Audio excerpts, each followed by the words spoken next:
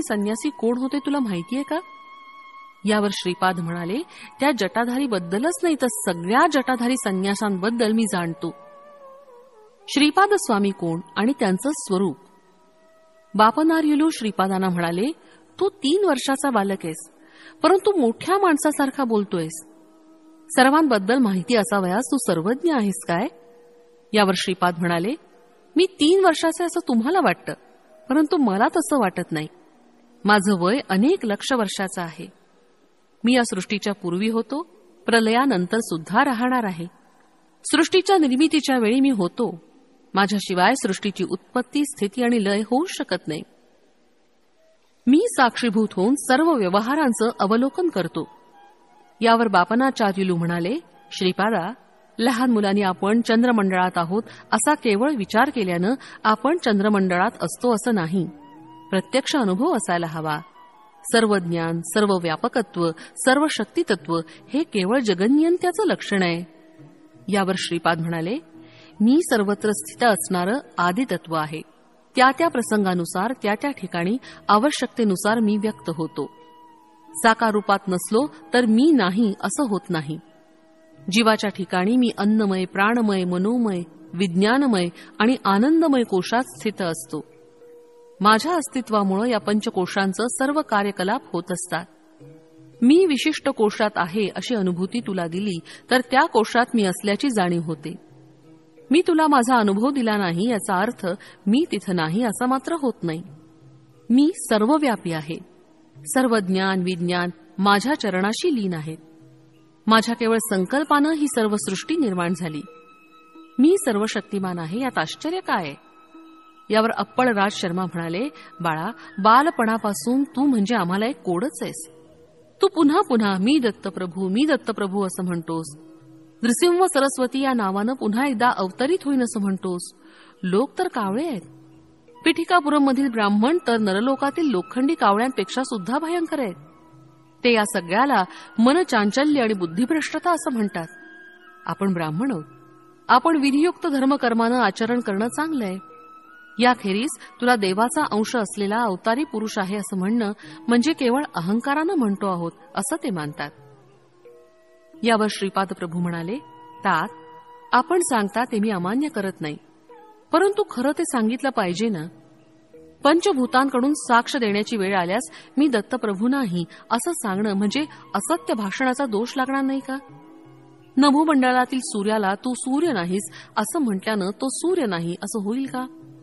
सत्य हे देशकालाबाधित असतं. आपल्या पिठिकापुरममधील ब्राह्मण स्वतः देहधारी मनुष्य समजून जसं मनुष्यत्वाचा अनुभव घेत आहेत, त्या प्रकारे मी सुद्धा सर्वज्ञत्व, सर्वशक्तित्व, सर्वांतर्यामित्व असलेला दत्त आहे हे तत्व मी सारखं पदोपदी सर्वांच्या अनुभूती आणून देत आहे. युगानुमागून युगे जाऊ शकतात. अनेक जगत, सृष्टी, स्थिती लयाला जाऊ शकतात, परंतु साक्षात दत्त असणारा मी दत्त नाही असं कसं होईल? यावर बापनार्युलू म्हणाले, श्रीपादा, जटाधारी दृष्टीआड झाल्यावर सुब्बय्याकडे असलेल्या 31 भांड्यांच्या भांड्यापैकी एकच उरलं. तू काही चमत्कार करून ते अदृश्य केलंस काय? यावर श्रीपाद प्रभू म्हणाले, सर्व घटना काळाच्या कर्माच्या अनुसार कोणत्या तरी कारणानं घडत असतात. कारणाशिवाय कार्य होऊ शकत नाही. हा निसर्गाचा अनुल्लंघनीय नियम आहे. हे सुब्बय्या पूर्वजन्मी जंगल प्रदेशातील दत्त पुजारी होते, परंतु जंगलामध्ये दत्तदर्शन क्वचितच घेत असत. त्यांच्या स्त्री वासना अत्यंत प्रबळ होती. स्त्री लोलूप असणारा हा पुजारी प्राचीन कालातील पूर्व परंपरेतील पूजेतील मोठी तांब्याची दत्तमूर्ती विकण्याच्या विचारात होता. त्याप्रमाणे एके दिवशी त्यानं ती मूर्ती विकली आणि आलेलं धन वाममार्गानं खर्च केलं. लोकांमध्ये मात्र श्री दत्ताची मूर्ती चोरीस गेल्याचं वर्तमान पसरवलं. जटाधारी बनून आलेला संन्यासी पूर्वीच्या जन्मात लौकिक व्यवहारात अडकलेला सोनार होता. त्यानं धनाच्या आशेनं त्या दत्तमूर्तीस वितळवलं होतं. या जन्मी तो जन्मदरिद्री होऊन जन्माला आला. दत्तमूर्तीची पूजा अनेक वर्ष केल्याच्या पुण्याईनं त्या पुजाऱ्यास श्रीमंत अशा श्रेष्ठी कुलात जन्म मिळाला. त्या दोघांनी ती मूर्ती विरघळवून त्याचे 32 तांब्याचे भांडे बनवून विक्रय केला होता. त्या सोनाराच्या घरी नरसिंहदेवाची आराधना करत असत. नरसिंहदेवाच्या मूर्तीसमोर ही तांब्याची भांडी घडवली होती. दैवाच्या संकल्पानं नृसिंहाच्या 32 अवताराच्या अंशांनी त्या तांब्याच्या भांड्यात प्रवेश केला होता. या जन्मात पूर्वजन्माचं ज्ञान होऊन त्या सोनारानं माझी अनन्य भक्तिभावानं सेवा केली.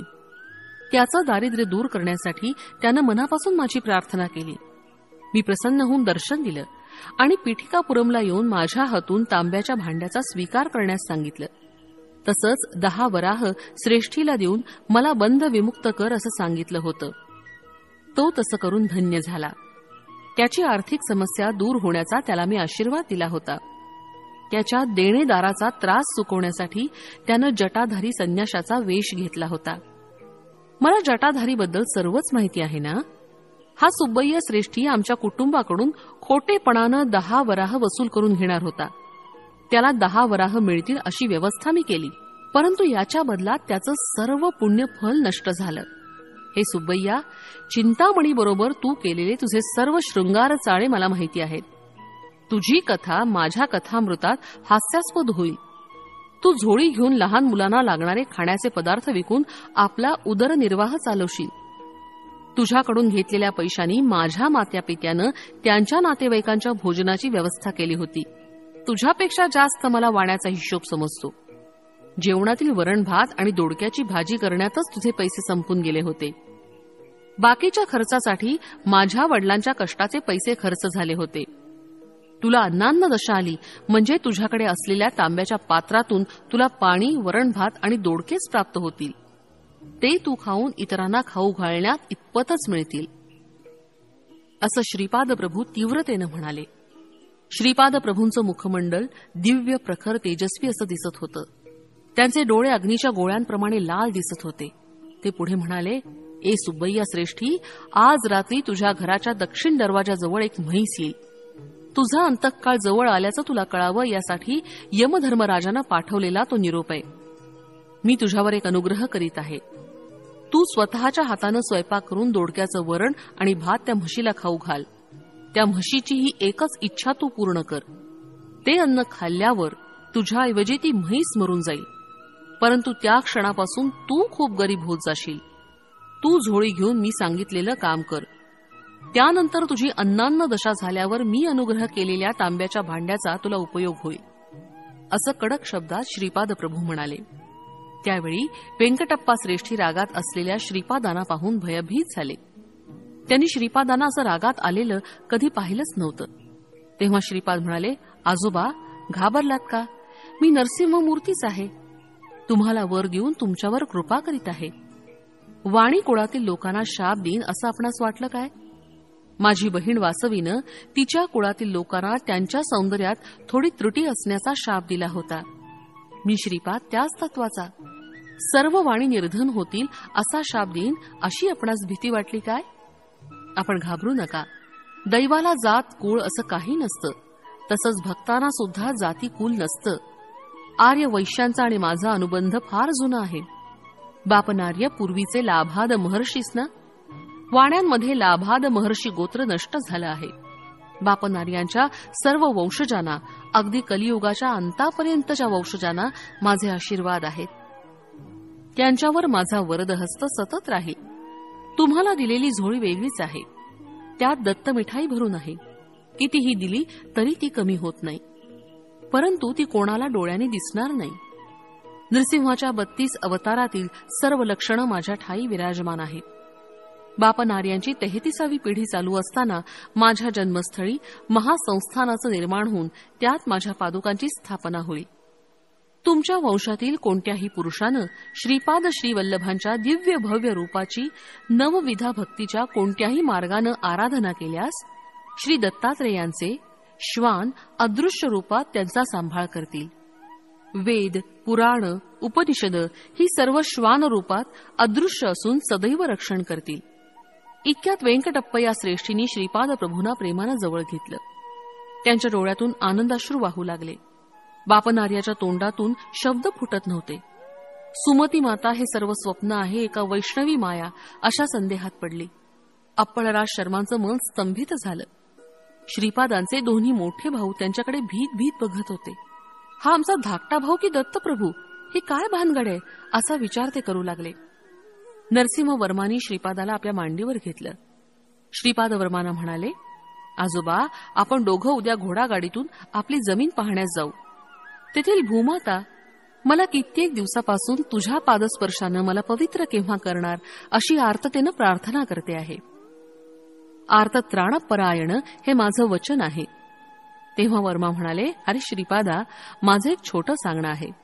आपल्या पीठिकापुरमजवळ आमची जमीन आहे ना, तिथंच एक छोटं गाव वसून तेथील लोकांकडून शेती करून घ्यावी. गावकऱ्यांना कमी पैशात शेती कसायला देऊन जमीनदारीचा व्यवहार पाहण्यासाठी तुझ्या वडिलांना कुलकर्णी पद द्यावं असा माझा विचार आहे. परंतु सध्या हे कुलकर्णी पद आपल्याकडे नाही ना. यावर श्रीपाद हसून म्हणाले, आजोबा, तुम्ही तुमच्या जमीनदारीचा विचार केला, परंतु माझ्या जमीनदारीचा विचार नाही केलात. हे मला मान्य नाही. अगोदर वडिलांना कुलकर्णी पद करा म्हणावं, त्यानंतर तू कुलकर्णी पद सांभाळायचं आहे असं वर्मा म्हणाले. घंडीकोटा श्रीपाद श्रीवल्लभराज शर्मा अमुक गावचा कुलकर्णी होता एवढंच केवळ इतिहासात शिल्लक राहील. जे कुलकर्णीपण मी करणार आहे ते विश्वात्मक आहे. माझे हिशेब मला आहेत. दररोज कोट्यावधी पुण्यराशींची उलाढाल होताना दिसत आहे. माझ्या अवताराचं प्रयोजन विश्वकुंडलिनीला हलवून टाकायचं आहे. मानवात असल्याप्रमाणे गावाला, शहराला, पुण्यक्षेत्रांना सुद्धा कुंडलिनी असते. सांध्र सिंधुवेद याचं ज्ञान ज्यांना आहे अशांनाच अवगत होऊ शकणारं हे योग रहस्य आहे. पीठिकापुरमची कुंडलिनी बापनार्युलू, व्यंकटप्पय्या श्रेष्ठी आणि वत्सवाई यांच्या 33व्या पिढीमध्ये जागू शकते. आत्ताच काय घाईये? दैववशानं तुम्हाला लाभलेल्या या महापुण्य काळातील प्रत्येक क्षणाचा सदुपयोग करून घ्यावा. श्रीपाद प्रभूच्या वक्तव्यानंतर त्यांनी पीठिकापुरमला कायमचं राहावं असा नरसिंहवर्मांनी प्रयत्न केला होता. श्रीपाद प्रभूंचं वैभव माझ्यात अज्ञान जवळजवळ भरलेलं आहे. श्रीपाद श्रीवल्लभ मी स्वतः श्रीकृष्ण आहे असं म्हणत त्यावेळी सामान्य लोकांना ते हास्यास्पद वाटे. त्या अज्ञानातूनच मी प्रश्न केला, श्रीपादा, तू स्वतःला श्रीकृष्ण म्हणवतोस, तर अष्टभार्या 16 सहस्त्र गोपिका सुद्धा या अवतारात आहेत का? यावर मंद हास्य करून श्रीपाद प्रभू म्हणाले, माझ्या अष्टविधा प्रकृतीच अष्टभार्या आहेत. या माझ्या शरीरातून दशदिशांमध्ये शक्ती स्वरूप असणारी स्पंदनं क्षणाक्षणाला प्रवर्तित होत आहेत.